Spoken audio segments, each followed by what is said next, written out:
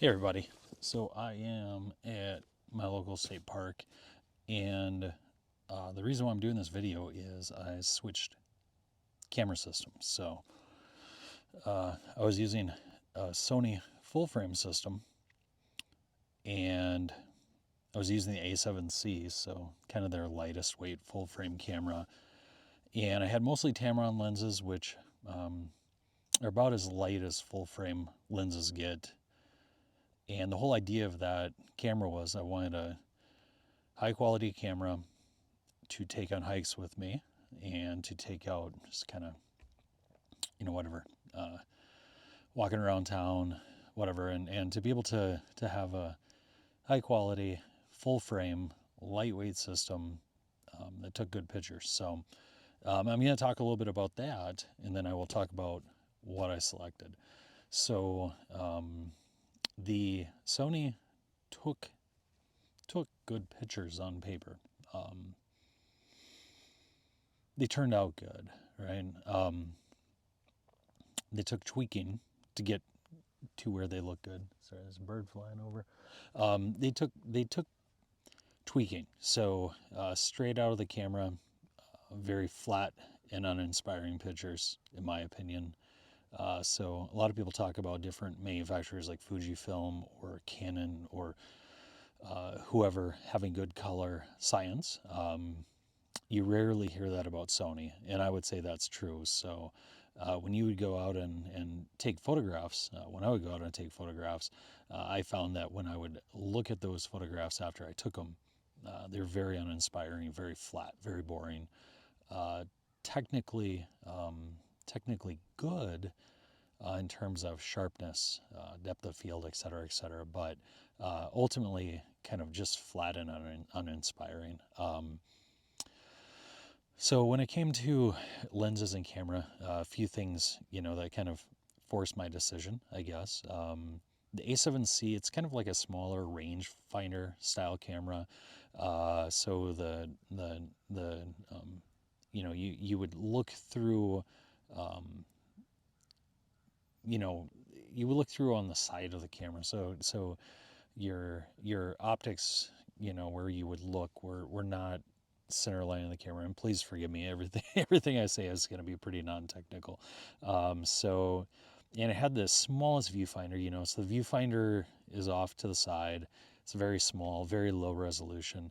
So one problem with that camera is when you would see something and then you would go to, if you chose to use the abysmal viewfinder, you would find that it was hard to then hit what you were looking at with the camera. So um, even though it was technically a fast camera on paper, target acquisition oftentimes was really slow, even though its autofocus was good, right? Another problem with that camera is ergonomics were just garbage.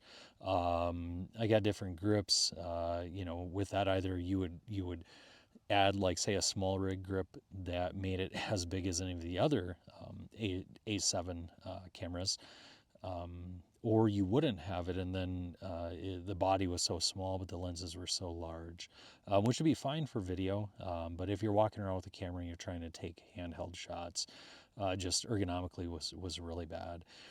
And then the last thing I would say one more thing, menu system on the Sony cameras is really bad also.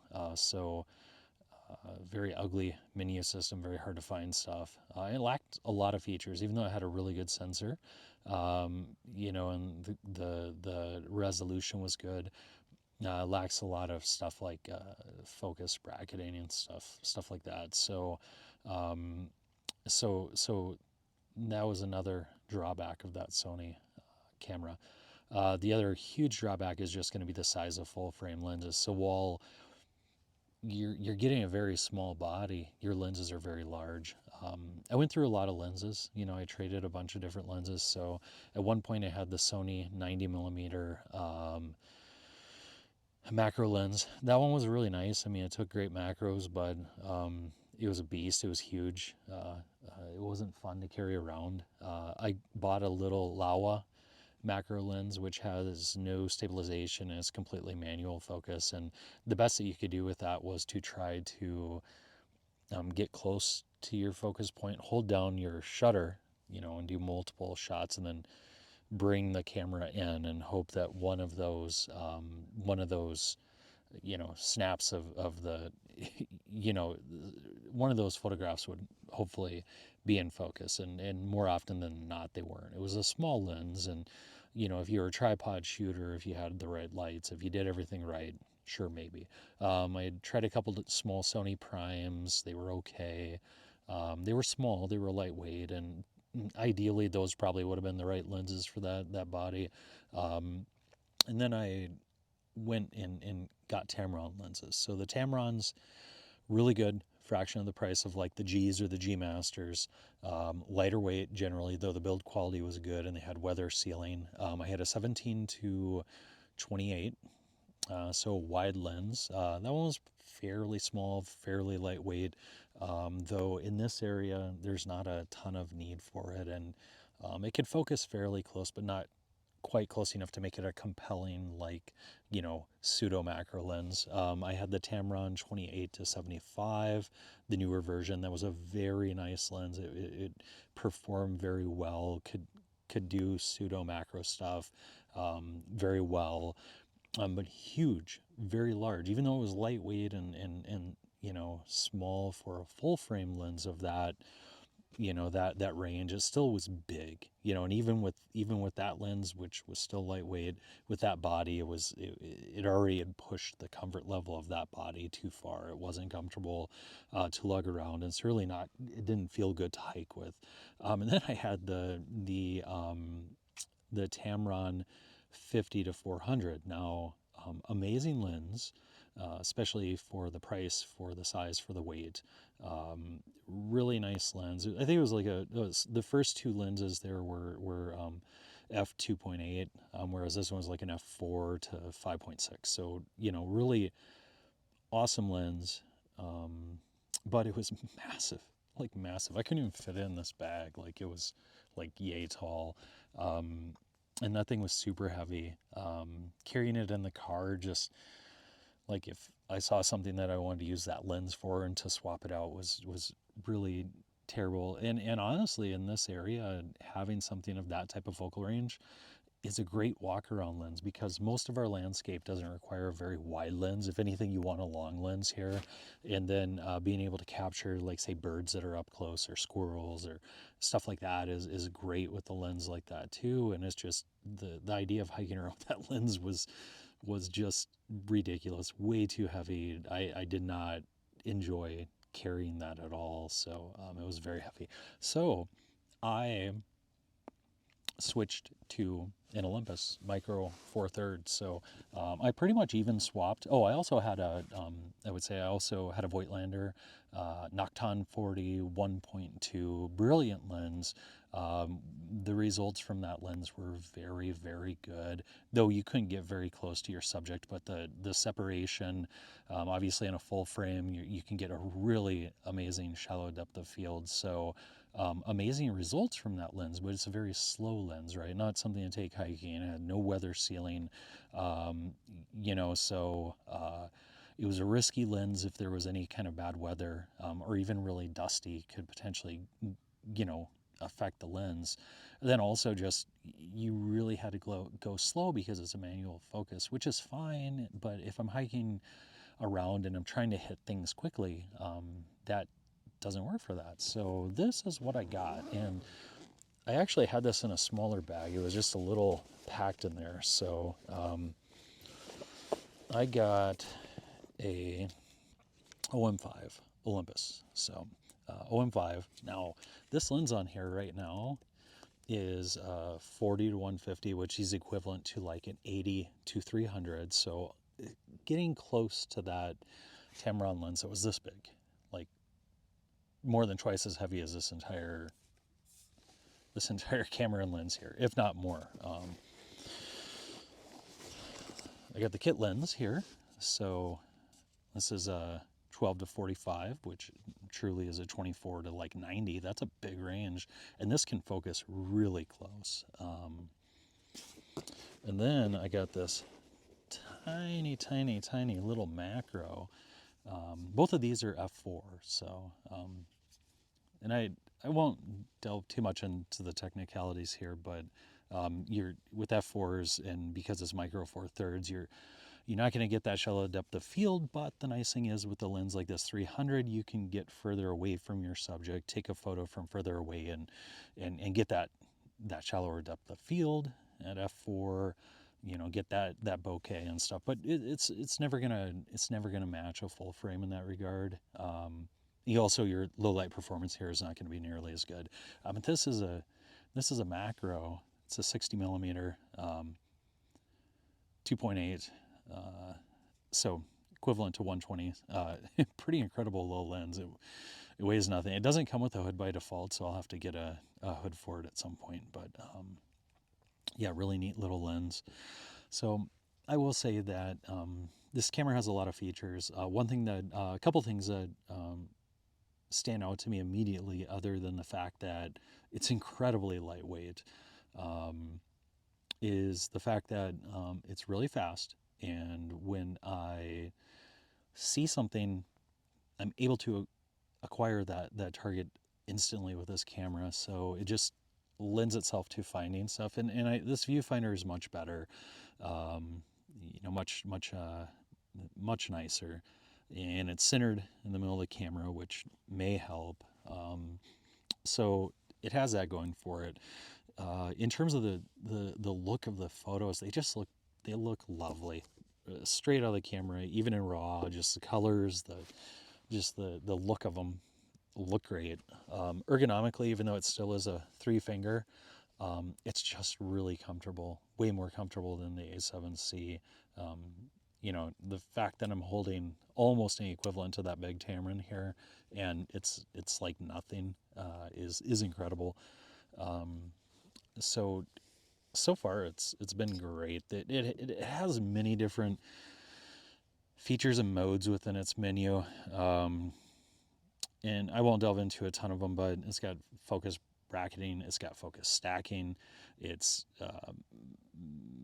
IBIS is really class leading, so really incredible IBIS. And it's really neat with that IBIS because you do a half press, and like you can be sitting there like at 300 millimeters, let's say, and you're seeing that wiggle from your hand or whatever, because you're far out, and you half press, and it's amazing because it locks the picture in. So it's just and I know there's some computational stuff going on in here, and I've barely delved into anything in here so far. I still have a really long ways to go to really understand the full capabilities. But I'll tell you, just being out with this camera for a day, I've only had it for a day, it's awesome. So I went to a local store in the Twin Cities called National Camera. They've been great to me. A wonderful store.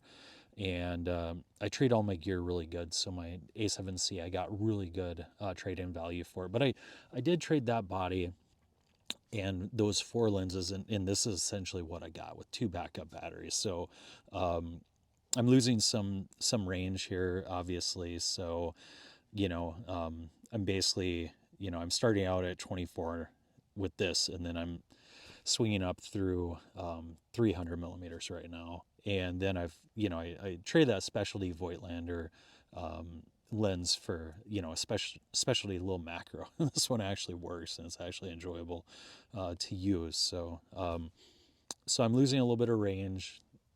That's okay though. I don't have that super wide lens now. But this is pretty perfect for me. And at some point, they've got some lenses like, they're equivalent to like 1600 and stuff for like bird photography, and really their prices are very affordable considering what they are. So, somewhere down the road, maybe if I get a good bonus or something like that, I can get one of those big lenses, which, we'll be jumping back into, okay, not quite as comfortable. Oh, and also has built-in, some built-in ND filters, like simulations, which allow you to, like, say, take photographs of waterfalls and be able to create some beautiful long exposure pictures. So I haven't really messed with that. I don't know if this particular lens is able to do it. I tried to mess with that setting with this lens, and I couldn't select that. So I know some lenses can't use that feature. So I don't know if that's the case, and if maybe maybe this smaller guy would work, or if there's a function within here that I've selected that is graying out that selection. So I'll figure that out at some point. But so far, so good. So I would really say when it comes to cameras, maybe don't believe the hype. It's I went. I'm part of a photography club, and we had a meetup, and I think I saw 3 people there that converted from either Nikon or Canon to Sony. And not to say that Sony's bad. I mean, real class leading, eye detection, bird eye detection, stuff like that. So for wildlife photographers, very compelling system, especially if you're willing to go in and do a little color correction and stuff. But for me, the price, the price didn't make sense for me, and really the lack of enjoyment of not only the just the physical experience. So I know with a more of a traditional body, digital SLR style body with the Sonys, I would have a bit more of an enjoyable tactile thing. But even with the higher end ones, they're still just they're lacking when it comes to the experience of shooting on them, the lack of color science, and the ugly, just abysmal menu system. So yeah. So anyways, this is OM5 that I've switched to, and I'm elated. It's super fun. So glad to have made the switch, and I'm going to be excited to get these pictures onto my computer tonight and to take a gander at them. So I got a couple squirrels and got a couple other things, so we'll see how they turn out. And I guess let me know, comment. I'm a regular just hobby photographer, so not super technical, but let me know if you want me to do another video at some point once I get into this a little bit more. Maybe I can talk about why this is such an excellent hiking camera, like class leading dust protection, class leading water protection. Like Olympus tells their ambassadors, like literally you can pour water on the camera if you want to test it. So really excellent in that regard for being able to go out on trail or go on backpacking trips and have a good system with you that's really durable and very good with the elements. So I guess, yeah, let me know, if you like the video, if this somehow the algorithm tells anybody that's online, and let me know if you want to see some more videos of this system, and I can post some more stuff and go a little bit more into the capabilities. So, all right, have a good day.